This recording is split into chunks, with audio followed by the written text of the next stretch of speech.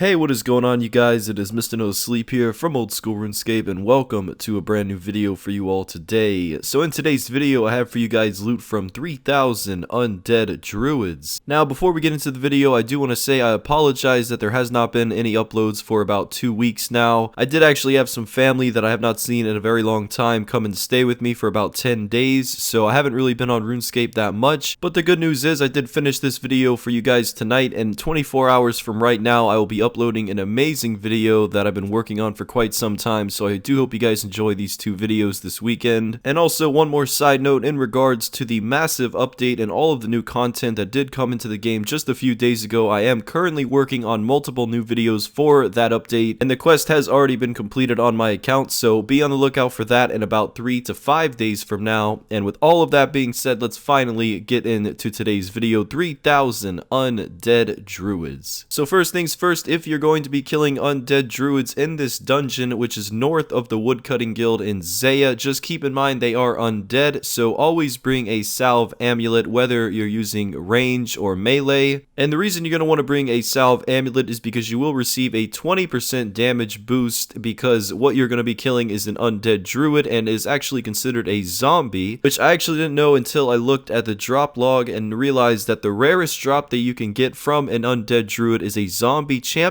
scroll, which is actually one of the few champion scrolls that I currently do not have, and that is a 1 in 5,000 drop. Now, your gear choice can certainly vary. If you do look at the guide for the Undead Druid, it will say that the best in slot gear is Elite Void, as well as using range with a blowpipe and of course the salve amulet equipped. And I was going to try out this method, but I figured I would just stick with the method that I was doing, which was basically max strength and a rapier, and I was getting about 160 kills per hour with, of course, using the Elysian Spirit Shield. And later on in the video, I did switch to an Avernic Defender, and my kills per hour went from 160 to 180. So I'm not too sure how many kills you get per hour using a blowpipe and range, but I would guess that it would be very similar to using max strength with a rapier. So that is something to keep in mind. Now, the reason I was bringing an Elysian Spirit Shield at the beginning of the video is because these Undead Druids do have two different attack styles, one of them being magic and the other one being melee. So the Elysian Spirit Shield would absorb all of the damage that I would be taking from the melee attack, while my Protect from Magic Prayer would be pretty much absorbing all of the damage from the magic attack that the Undead Druids had. And this way, I would never really have to rely on using food, and if I would ever get my HP lowered, I would simply use my Ceridome and Godsword spec, and that would basically take care of all of my problems. Later on, when I did switch to a Defender, I did need to start bringing about 3 food every inventory, but that wasn't a big deal, and also the SGS really did help me there as well. So the Elysian, like I said before, is certainly not necessary for these Undead Druids. And if you actually decide that you want to use a blowpipe and go with the range method, one benefit is you will always be keeping your distance, and you won't be, hand-to-hand combat with these Undead Druids since you're using range, which means the only attack style they will use is actually magic, and you'll never actually need to bring food because you'll never be taking any damage. Moving on to other things though, this is considered a Slayer task, and the only Slayer master that can assign these Undead Druids to you is Terrail, and he of course can be found in Birthrope. Now, that is surprising to see, as Terrail is usually used for lower levels, and these are much higher level monsters, so I am curious if they're ever going to change that. Then again, Druids are not known to be a common Slayer task in general, so I'm not too sure if that's ever going to be updated or not. Now, looking at the drop table, I would say this is the biggest benefit to this update, to this new monster, is just that the drop table was very well done. Not a lot of alchables. The 2 alchables that do stand out of everything would of course be the Earth and the Air Battle Staff, but other than that, they really center the drops on what it kind of seems to be is Iron Man related drops, very useful herblore supplies that a lot of Iron Men always desperately need. Some examples of these items being Wine of Zamorak, Eye of Newt, Potato Cactus, Red Spider Eggs, and of course White Berries. And all of those items that I just named do drop in quantities of 10 to 15, minus the Wine of Zamorak, which is dropped in quantities of 5 to 8. But I will say that before this update, there was definitely a lack of monsters and definitely just areas in the game that did provide Wine of Zamorak to Iron Men and anyone in general, so it was a great add-on to the drop table for this monster. Alongside all of the herblore resources that these druids do drop, they as well drop some seeds and herbs, so if you do have a herb sack and a seed box, definitely bring those along because they will be very helpful and you will save a decent amount of inventory space. Rarely they do drop gems, but I wouldn't say it's worth to bring a gem bag because I was getting gems like every 10 inventory, so not too worth it as it pertains to that. And just like in most loot videos, these do drop level 3 clue scrolls, and yes, of course we did every single one, and we did save all of the caskets towards the end. It is considered a rare drop, but I would say I was averaging a clue scroll every 100 kills or so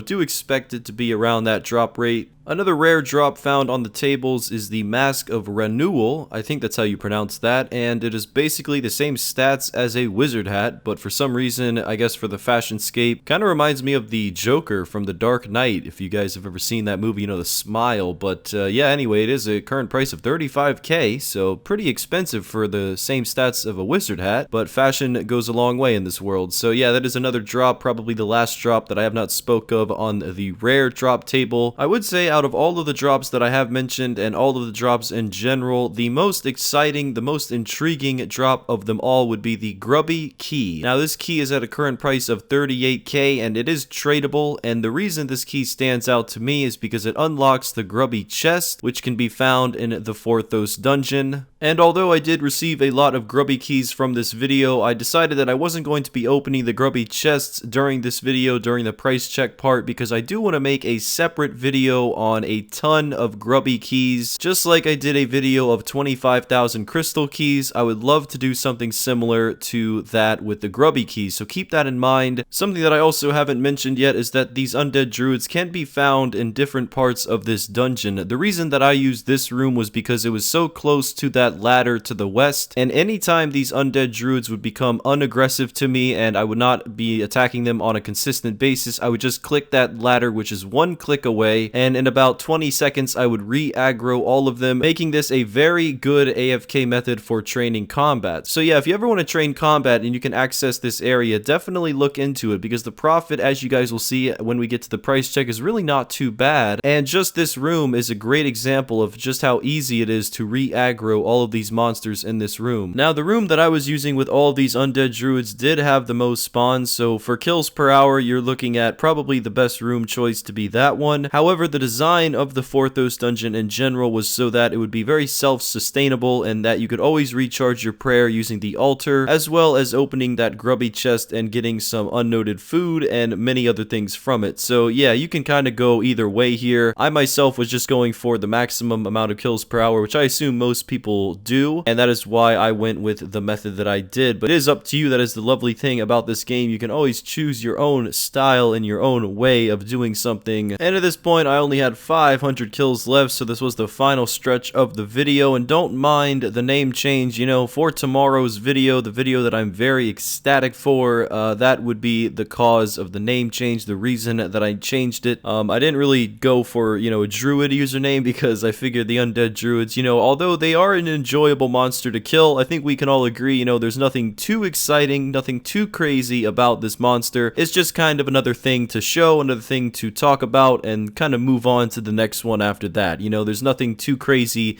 to camp these things for ages here for. I would say the best thing and the most useful thing from these Undead Druids is no doubt about it, the Grubby Key alongside the Zombie Champion Scroll. And here we are, loot from 3,000 Undead Druids complete, 22 clue scroll caskets to go ahead and open. So let's do that, see what we can get. Will this video be the one where we finally get third age? We are approaching a small milestone with these hard clue scrolls, almost getting it to 500. As a matter of fact, while we are opening all these hard caskets, we will get past 500. So yeah, it is nice to get over half a thousand clue scrolls done. Rarest drop still being a Robin Hood hat from I think 4 loot videos ago. And as a matter of fact, speaking about these loot videos, this is the 51st loot video on this channel. Over 50 different monsters killed and many hundreds more to go. And wrapping up all these clue scrolls, just one remaining, 502 overall. And from the 22 clue scrolls, no third age this time, but I will say that we did make just about 2.5 mil from all of the clue scrolls, which is an average, you know, clue of over 100k a piece. So was it worth it to do all of them? Probably so, I would say, looking at the drops that, you know, just you can get from the Undead Druid alongside the clues. But yeah, let's go ahead and move on to the price checks. You know, the very first price check, this is all of the runes, all of the amulets, the coins that you do get, as well as the herbs from the Undead Druids, seeing the tattered pages as well. The very first price check does come out to be 6.3 mil, which is certainly more than I expected, and we still have one major price check left to do all of the items remaining. This is the seeds, the gems, the alchebles, the staves, the herb lore supplies, as well as the grubby keys and the mask of Raoul, or Renewal, sorry.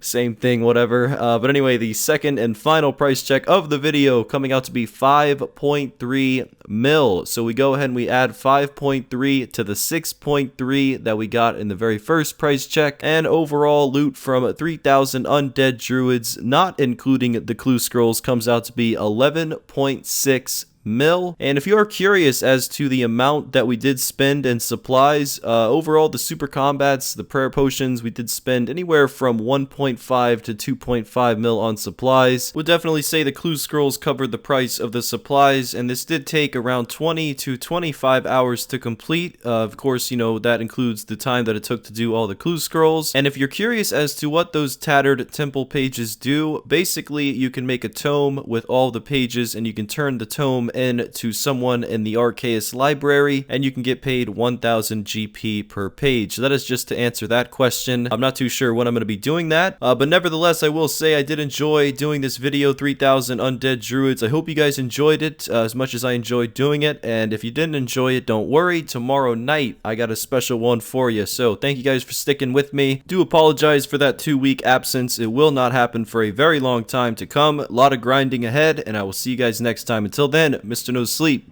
out.